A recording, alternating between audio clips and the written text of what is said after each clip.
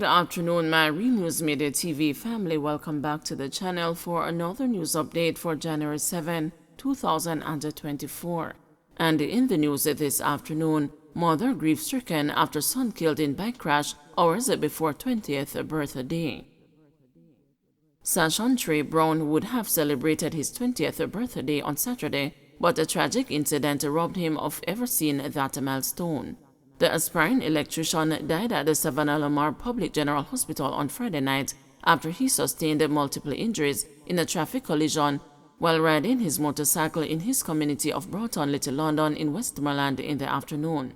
"It's his birthday, oh Jesus, he would have been 20 today," Brown's mother Abigail De Souza told the news on Saturday afternoon as she stared at his graduation photo and burst into tears. "I was at work after 4 p.m., minutes to 5 p.m., when my spouse called and said that my son got hit off his bike, and my sister is on the way to the hospital with him," the distraught mother recalled. The grief-stricken mother said she hurriedly left work and headed for the hospital. "I tried calling my sister and I was not getting her, and I called my son's phone and she answered. I said, 'What happened to Trey?' And she said, 'Him foot broke and him a cry for pain,'" the distraught mother recalled. Upon arriving at the hospital, De Souza recalled seeing her son lying on the bed, surrounded by a team of healthcare professionals. "When me reach, me see about 15 doctors over him a perform CPR. Me come out and about 20 to 25 minutes, the doctor called me and said, 'Mommy, your son didn't make it,'" the mother said, adding that her son was due to do a job interview on Monday.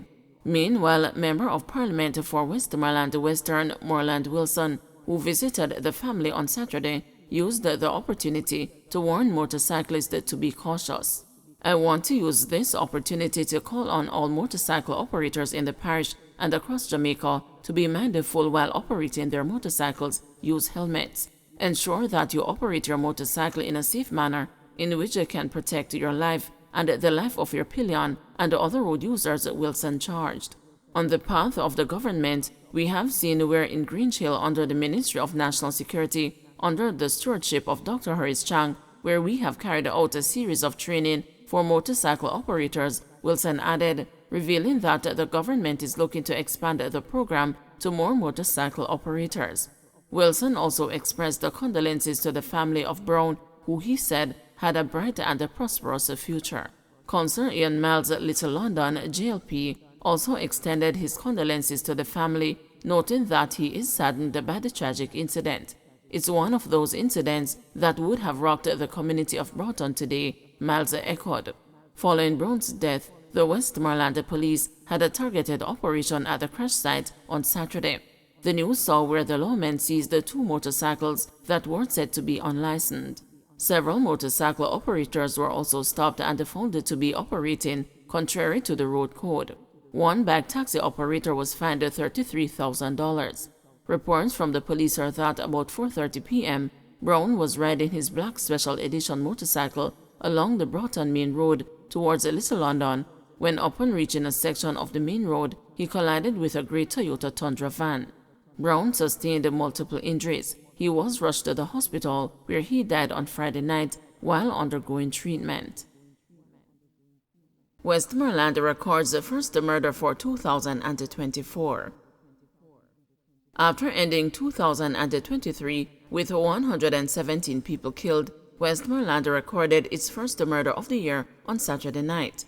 According to the police, a man identified as a 39-year-old Delford Coke, also known as a Crumsy, a laborer, was shot dead by an unknown assailant at about 10 p.m. in Blackheath district in the parish.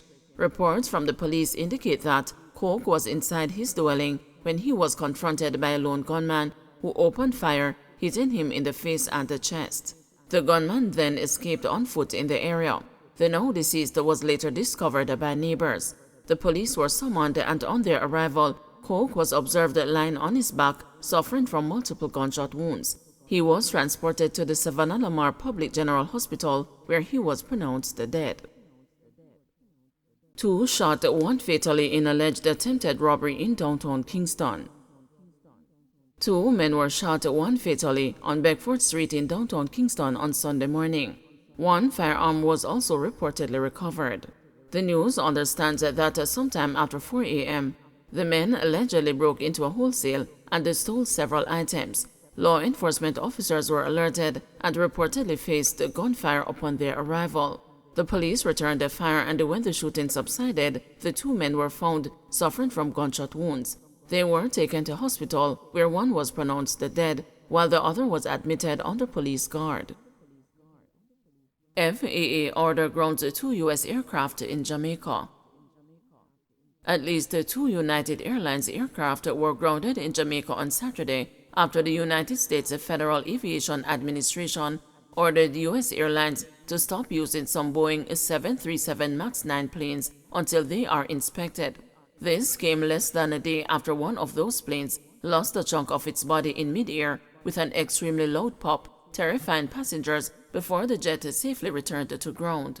Later Saturday, the news sources confirmed that a United Airlines flight which arrived in the island had been grounded. Another flight, which was scheduled to land last night, was also grounded. Flights scheduled from Stanker International Airport in Montego Bay to Newark and Denver in the U.S. were cancelled, awaiting clearance for the 2 United aircraft. According to the sources, United was to determine if it would ferry a crew to Jamaica to check the 2 aircraft or if it would take the planes back to the U.S. without passengers. The people who were scheduled to leave the island on Saturday on 2 United Airlines flights were accommodated at hotels at the airline's expense, and they are expected to be airlifted out today on emergency flights. The FAA's order was expected to affect about 171 planes worldwide. Up to late Saturday, the FAA was yet to publicly discuss the incident on Alaska Airlines Flight 1282, which passengers described as an unnerving experience during the 20 minutes of the flight, which was destined for Ontario, California, but returned to Portland International Airport in Oregon on Friday night. No one aboard the plane was seriously injured, but in its grounding order to the airlines, the FAA asked that they inspect what it called a mid-cabin door plug. Some of the Boeing 737 MAX 9s are configured with fewer seats and therefore do not need all the emergency exits originally designed for the plane. The unneeded exits are filled with a plug. Alaska Airlines confirmed in a statement on Saturday afternoon that it had started inspecting the door plugs and declared 18 of its 65 MAX 9s to return to service. The airline said it expected to complete the inspections in the next few days. United Airlines said on Saturday that it would be suspending the use of certain Boeing 737 MAX 9s it operates as a result of the FAA's order. Of the airline's 79 MAX 9s in service, 33 have already been inspected, the airline said in a statement. The airline said the removal of the planes from service was expected to be the cause of about 60 cancellations on Saturday.